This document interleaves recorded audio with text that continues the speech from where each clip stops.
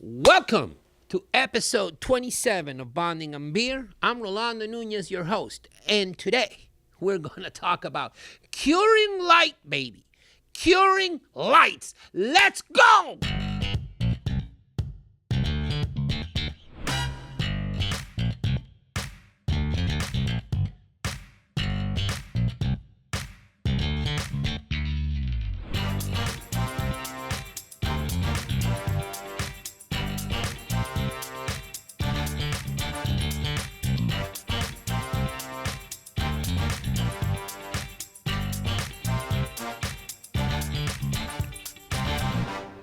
Welcome back to Bonding and Beer.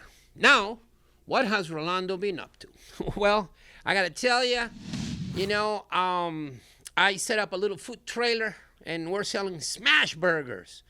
And of course, in order to be able to start selling smash burgers to the public, you need a license and you need to be registered in where you live or where you plan to work. So I live in a village called Arlington Heights, and the little food trailer, its license has been approved. So a big shout out to our little, smash and roll smash burger food trailer. It is officially licensed, and now it can go out and sell some burgers to the public.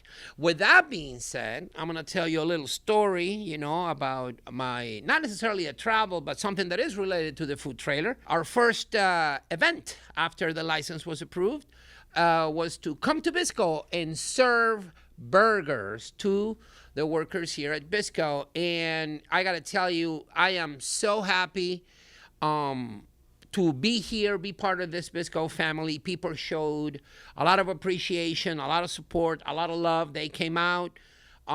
We did about, I want to say, close to 80 burgers in 1.5 hours. And also we got a chance to work inside the trailer and do our little dance. My wife and I, Adriana, and, she burned her coat with a griddle, and it was a down coat because it was cold, and now we have feathers all over the beef and all over the onions. That was great.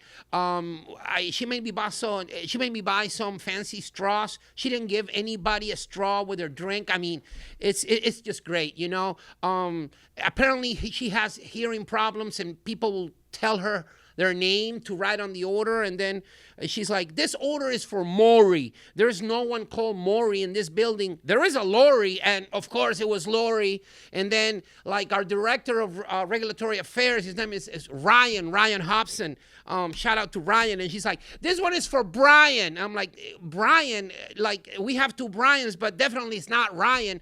So we found out a lot about, how to work together, and it was just absolutely great. If you want to know more about, my travels and what I'm doing around the world, and of course now we have this little food trailer, you can follow me on my Instagram is @RolandBond. So here we go. Don't go close to hot stoves and hot griddles or grills if you're wearing a down coat. That is not a good idea. Let's go. So, like I said before, today's topic is going to be light curing units, curing lights, right? Everyone who does restorative dentistry has a curing unit, maybe even multiple curing units. And anyone who really wants to do restorative dentistry really needs a curing unit.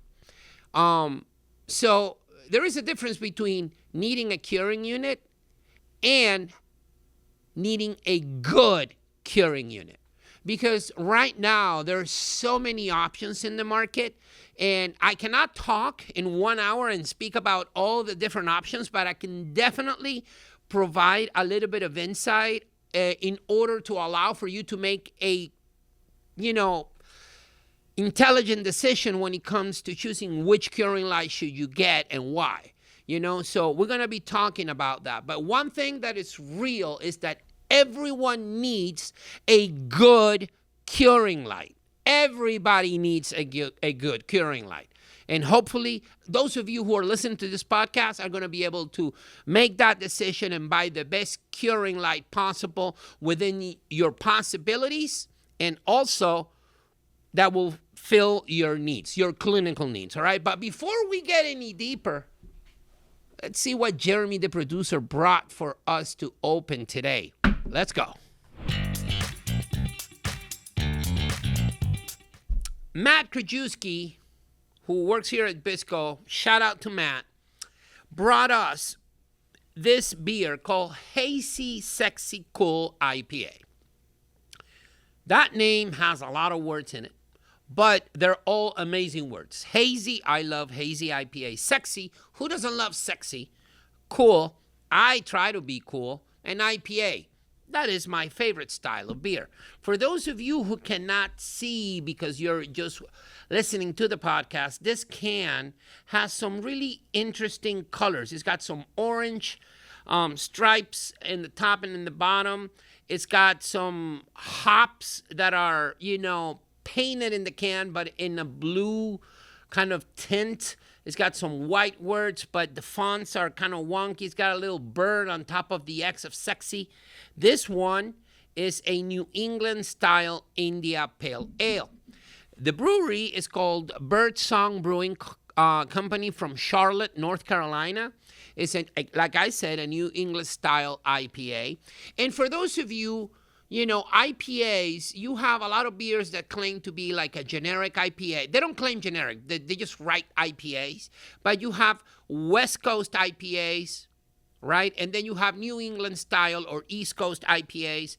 And, I don't want to say there is a battle, but there is definitely differences between the two types of brewing styles, and that makes it even more interesting, okay? This has 6.8% of alcohol by volume, so, it's a spicy one. Now, the description of the beer directly from their website says, brewed with Citra, Mosaic, and Eldorado hops. When a lot of, not a lot, all breweries, they have a brewmaster or a team of brewmasters that decide what type of hops they're going to use based on their preference, based on what they want to accomplish, what they wish to accomplish. So in this case, they're using 3 types of hops. Hops is what gives the beer the distinctive taste, okay? This IPA is sure to deliver all the citrusy goodness we've come to know and love. Citrusy, some people like to say piney. And of course, IPAs are, like I said, my favorite style of beer. Not because they're trendy or because a lot of people like them. It's because I like them. They're bitter. I like the aftertaste. This is my favorite type of beer. So shout out to Matt for sharing this with us. Here's a little fun fact about the brewery. It was created by a group of friends in 2010, so this is 15 years ago, who thought that Charlotte was missing a small neighborhood brewery where folks could get a pint of American-style ale. I love craft beer stories. I think craft beer is an art expression. And the guys who put the effort to brew a beer and share it with their friends, with their loved ones, with their community, they are a different kind of people. They're a different type of people. And I appreciate that very much. That's why one thing that I like to tell everybody is drink local. If you like beer, find a beer that is made close to where you live and support that. I'm all for that, 100%, and I do it. Okay, I do it. I support local breweries. So, again, shout out to Matt for bringing this one. And let's just crack it open. Let's see what's what. That sound is the sound of happiness. Ooh, I can feel orange. I can feel lemon. I can feel it right here just by opening it, all right? Now we're going to pour it. No hate. I know some of y'all watched the best of Bonding and Beer and how I botched some of those pours. You need to provide and send out good vibes instead of, bad vibes. Look at that. Jeremy, the producer, look at that. Look at that, the head of the beer of this pour. It was awesome. So let's see. This beer looks very hazy. It's not clear, but it's intended to be hazy. It was brewed to be hazy. It is called a hazy IPA. Yes, citrus. It's right there. You can feel it. You can smell it without having to put the beer next to your nose. Yes. Now, let's see. Sip, sip, sip. Oh, yeah. Oh, yes, Jeremy. Yes. This is an IPA, my friends. Oh, wow. This is good. This is very, very good. And I'm going to give a full description and a score, a full review, at the end of the show, but this is beautiful. Love it. Love it. It's going to be awesome. Let's go. Okay, so I'm not gonna bore you guys with the history of curing lights, because I did cover some of that during our polymerization episode. But it all started with UV lights, and then we moved on to halogen lights, and then we ended up where we are right now, which is LED lights. Okay, so there is a precursor, right? Like everything. So it's important to know that there are still some doctors from all over the world that still use halogen lights, okay? We have a few halogen lights here in the lab, and they work fine. However, LED lights is where we are right now. Now, for the longest period of time, halogen lights were the gold standard because it was the only thing that was available. So whatever research and improvement was attempted, it was basically to make halogen lights better. They have great wavelength, which means they can cure a bunch of different monomers because the wavelength is broader, okay? So you have the possibilities of curing pretty much anything with a halogen light, right? However, the intensity, which is the amount of energy that you need to properly activate and polymerize a material, was not very high. And something that everybody should know is that the intensity will definitely diminish dramatically as you increase the distance. Okay? So if you increase the distance from the tip of your light to the surface that you want to hit with that light, the amount of intensity that is going to get there is going to be lower. The more distance you have, the lower the intensity that will hit that substrate. So this is something to consider if you're starting off with a not so high intensity, okay? Regardless, that's what we had, and we had to deal with it. The biggest issue with halogen lights is that their light bulb will die, and it won't take long for it to die, okay? It will not die all at once. It will start to die little by little, and not everybody was measuring their curing units, the intensity of their curing units over time. They just changed the bulb when the bulb died, and that, what happened to the last 10 or 15 or 20 restorations that were polymerized with that curing light?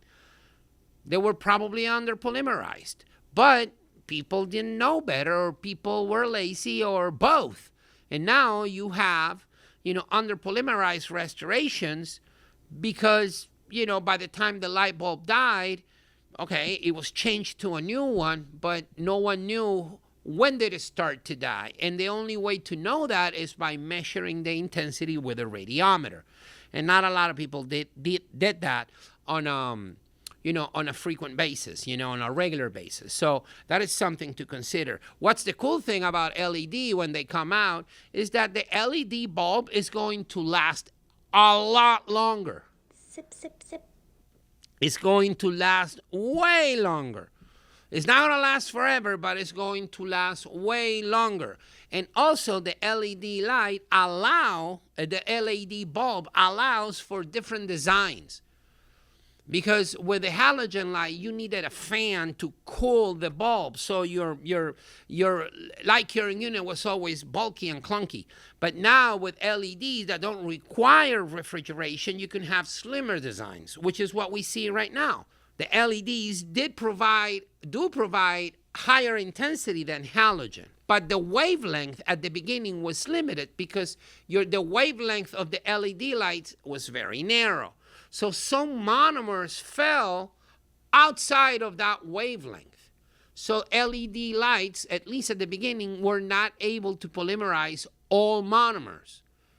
Okay, and that was an issue because now, even though you have a more powerful light, your wavelength is not appropriate, so you are under polymerizing the material. So you traded off certain things, but now you have a different set of limitations that you didn't have before, okay? I've seen a lot of people using what I like to call random curing lights with absolutely no support based on the manufacturer, right? Weird curing lights. And, they've told me, hey, Rolando, this curing light is great because, when I hit a composite with this light, it becomes hard. And it's really, and it only cost me, I don't know, $200. And I say, well, what do you think that is? And they say, well, it spits out a blue light, and blue light make everything hard. It polymerizes everything, right? Sip, sip. Actually, that's not true. That is not true. The fact that the light is blue and the fact that you can feel it hard after hitting it with a light doesn't mean that it's properly polymerized, because you may have some components that the wavelength that is necessary to activate those monomers is not there. It's not provided, and there is no way you can measure the wavelength. And usually those curing lights have only one LED, all right? They call it mono wave or single wave, right? One LED, one wave, okay?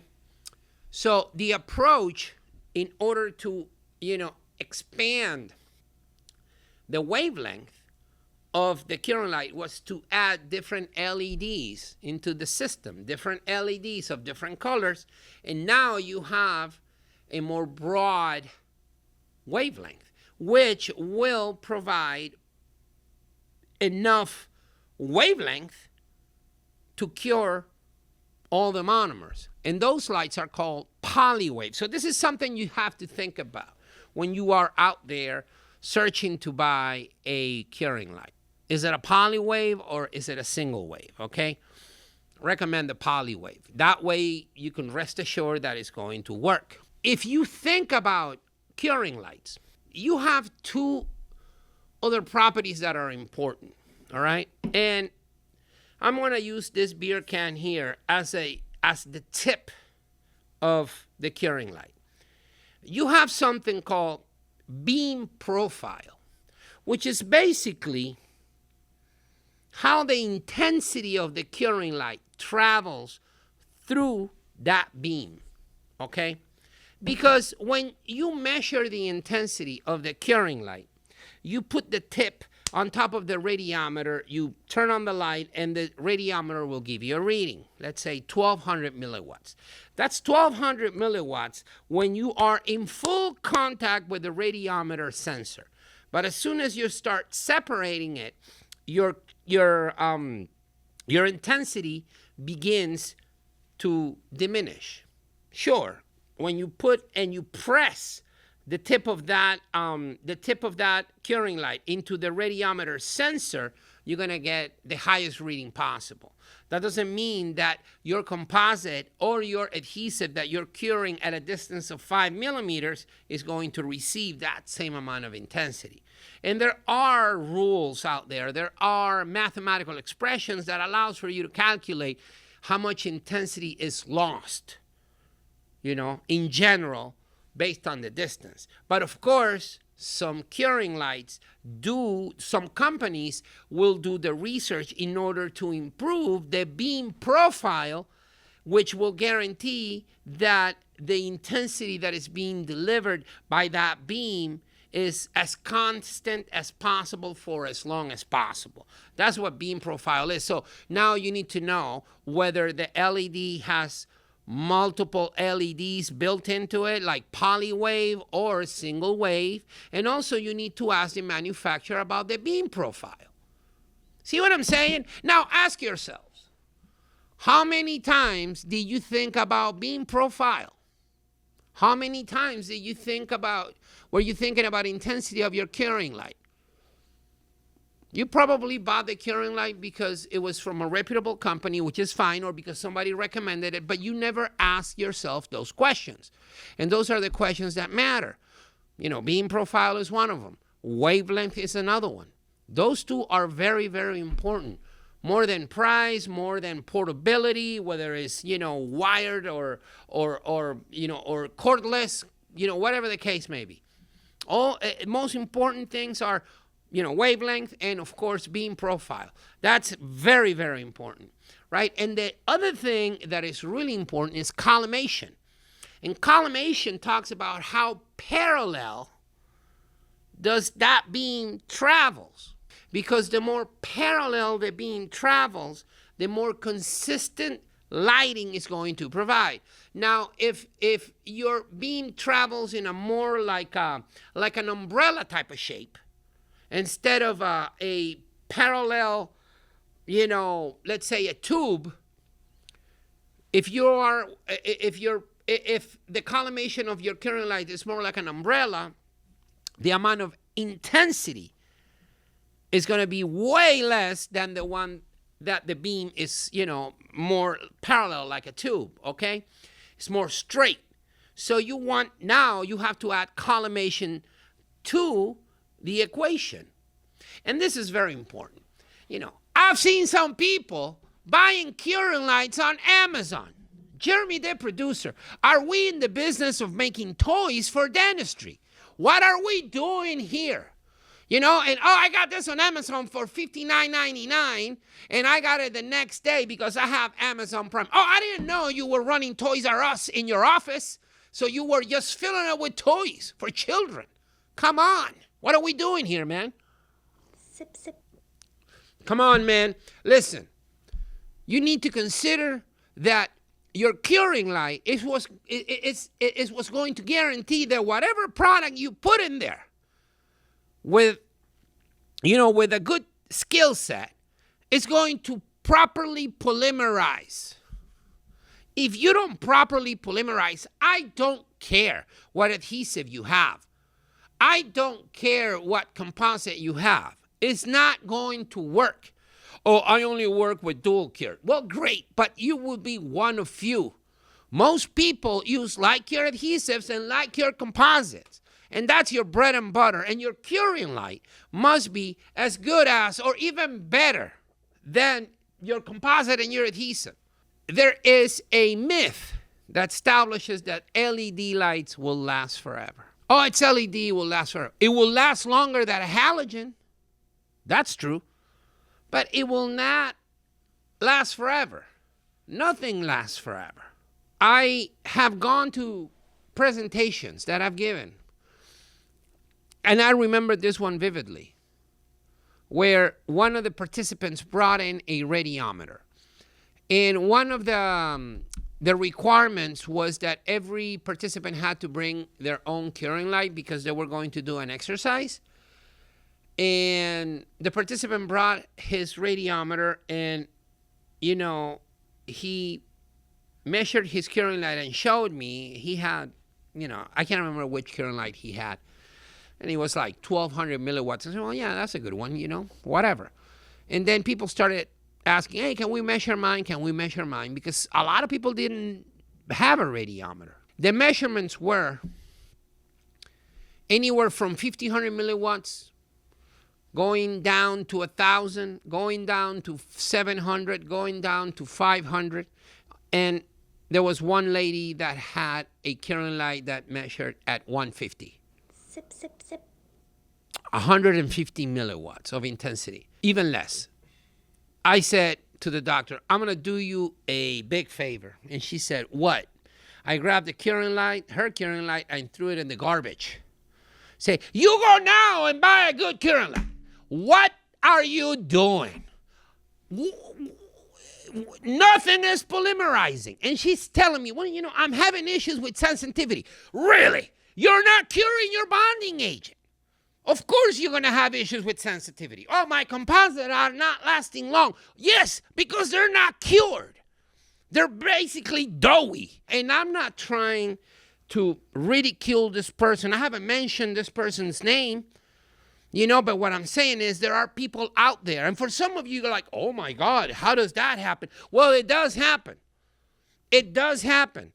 And it happens because there is a lack of knowledge. It happens because people don't know what, you know, beam profile is, what collimation is, what intensity is. They just go and buy whatever curing light they heard about. There's always the question, okay, what do you recommend? And people are waiting for me to recommend a brand, a specific light, and that's not what I want to do.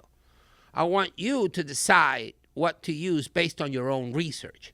Road tip number 1, do the proper research on the properties of your curing light, such as wavelength, intensity, collimation, beam profile. Do that. Those are the things, those are the pieces of information you need to look for. And compare that to other curing lights from reputable companies, maybe not so reputable companies. Do whatever you want. Something that is within your budget. Do the research and buy the best one your pocket allows you to buy. Buy the best one your financial position allows you to buy, to invest. You won't regret it. Get a good curing unit. Road tip number 2. Not all LEDs are the same. The cheaper tends to be the worse. If you buy a cheap curing unit, you're not helping anybody. You're not helping yourself. You're not helping your patient. So buying the cheapest things might make sense in certain instances, but not with curing lights, okay? Remember, come here. Remember, intensity, wavelength, collimation, beam profile. Company that makes it, reputable. Do the research. Pull the trigger. Get better. Let's do this beer review. Come on. All right, let's do this beer review. You know, this one is hitting me hard. The name of the beer, Hazy, Sexy, Cool IPA. What do I think about this beer? It's lovely, spectacular. Sip, sip, sip, sip. Absolutely amazing. It's great. This beer gives me summer vibes. And even though IPAs are not designed for summer, the fact that it's citrusy, it kind of like, you know, what do I say? It kind of flirts with that shandy, citrusy style of summer. You know, the shandy style, you know, the Blue Moon with the orange slice, you know, and it has that style. Or it has that vibe, but still an IPA. Is it bitter? Yes. Is it hazy? Yes. Is it good? Yes. Is it citrusy? Yes. Check mark, check mark, check mark. It accomplishes everything in that description. Do I know the difference between Citra, Mosaic, and El Dorado hops? No. And if you do know this, it's because you have no problems at all. That you're just concerned about being able to detect the type of hops in a beer. If you can do that, more power to you. You shouldn't be concerned about that. What you should be concerned is that it's bitter. It's got aftertaste. It's strong. It's punchy. It's a good one. I'm going to give it a rating. 4.87. 4.87. I'm not going to give it a perfect score because I cannot get this anytime I want, and that is disappointing. But if I can get this one in the state of Illinois, I will definitely drive and try to get it. This is, I'm going to say this, if this one was sold here, this will be in my fridge along with Anti-Hero IPA from Revolution. For sure. Love it. It's very, very good. You should give it a try if you can find it. For those of you who are not watching, Hazy Sexy Cool IPA, blue can, orange stripes, little yellow bird from Birdsong Brewing, North Carolina. Question, this one is from Dr. Surav Krishna. Does using a pulse mode during curing rather than a continuous application have any negative effects? I use pulse delay until the day I retired from dentistry. I learned pulse delay technique. And what is pulse delay? You cure every layer. Let's say you're doing a direct composite restoration. You cure every dentin layer as you should based on manufacturer's instructions. And your enamel layer, you're going to cure it for 2 to 3 seconds. It's going to be hard enough for you to finish and polish. And when you're done with that and checking occlusion and all of that, and then after you're done with that, you're going to do something called the blow technique.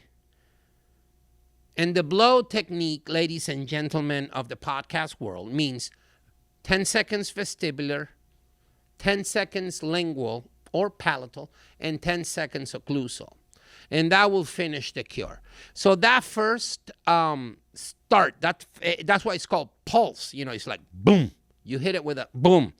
2 to 3 seconds allows for the composite to kind of relax through something called viscous flow, and the amount of stress that is going to generate on the enamel walls is going to be mitigated by this viscous flow.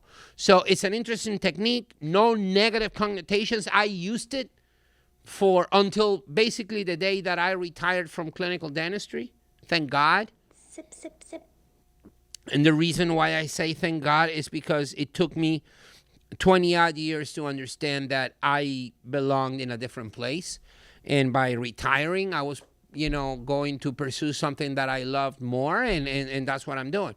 Same thing I'm doing now, doing smash burgers. I'm pursuing that because I really love serving people. So, you know what I'm saying? From 1997 until 2015, every single restoration that I did, direct composite restoration, I used the pulse delay technique. Thank you for that question, Dr. Krishna. That's awesome. Here's another question from Sophie Cato. He said, I am looking to buy a new curing light. How important is beam divergence and footprint of light when it comes to making my decision?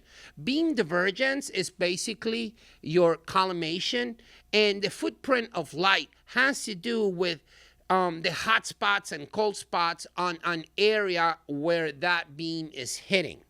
And which is also related to beam profile, which is also related to the initial intensity. It is extremely important. And these are things that you need to do the research on. You need to do the research on how many LEDs. Is it a mono wave or a poly wave? What is the beam profile? What is the intensity? What is the collimation? All these things, you need to do the research to make sure. First of all, you need to know what they are. And second, which one will be the best of each category. Right there and then, you will find the curing light that is going to work best for you. All right, Dr. Cato? So I hope I answer your question. Question number 3 from Bruno Munson. Sip, sip, sip, sip, sip. I read Bruno, and I thought it was to say Bruno Mars. And I'm like, hell yeah! I thought Bruno Mars was a subscriber. He was a follower. He's not. This is Dr. Munson. Hey, Dr. Munson. Anyway, shout out to Dr. Munson for being, a follower and sending us a question. Let's see what he has to say. You said previously that you completed all the big marathons in the world. Do you have a favorite? Well, this is not about curing lights. Thank you so much. I did complete all the big marathons. Which one was the best one, my favorite? The last one, Dr. Munson. The last one, which was Boston. Why? Because I was done with the goal. Which one did I like more? That's a different story. My favorite is the one that I said, goal completed, we're done here. Let's go. Which one did I like more? Well, I will say this. When I was running Berlin, Berlin has this thing that when you get to that the Brandenburg gate, you think that's the finish line, and you still have I think close to 2 miles to go, maybe 1.5 miles to go. You think that's the finish line when you see it from far away. Oh my God, there is a finish line. No, the finish line is beyond the Brandenburg gate. And I got to the Brandenburg gate, and there was a guy from the Philippines who got to the Brandenburg gate, and he was sitting on the floor, and I thought he was dehydrated or something, and I gave him a little bit of whatever I had, and I said, "What's wrong?" And he said, "I thought this was the finish line." And I'm like, "Bro, we still got some time to go." And I said, "I cannot make it." And I said, and Jeremy, you can bleep this. I said, "Get the up. Hold my hand." And we ran the last whatever amount of miles. I think it was 1.5 miles, all the way to the finish line. I ran holding hands with this guy from the Philippines. I don't know who he was. We finished together. He said, "Thank you for dragging me." And I'm like, "No, bro, thank you for giving me the strength to finish this strong." And we did. Berlin was my best personal time. I think we sprinted. But this Filipino guy, man, out of nowhere just appeared. I was also struggling, okay? Don't get me wrong. I wasn't like, "Hey, fila fresh." No, I was about to die. So this guy gave me definitely my 7th wind of that race, and it's a great story. I love it. Never saw that guy again, but, he was there for a purpose. So it was great. It was great, okay? So, listen. This about wraps it up for today's episode of Bonding and Beer. Be sure to like, to comment, to subscribe, to follow, all the channels. And next time, we are going to talk about intraoral repairs. What to do when something breaks inside the mouth. What kind of bonding procedure do you need to follow? How do you fix a PFM where the porcelain has chipped away?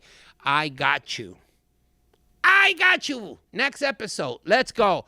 My name is Rolando Nuñez. I'm your host. Jeremy, the producer. Bonding and Beer. Out. Let's go.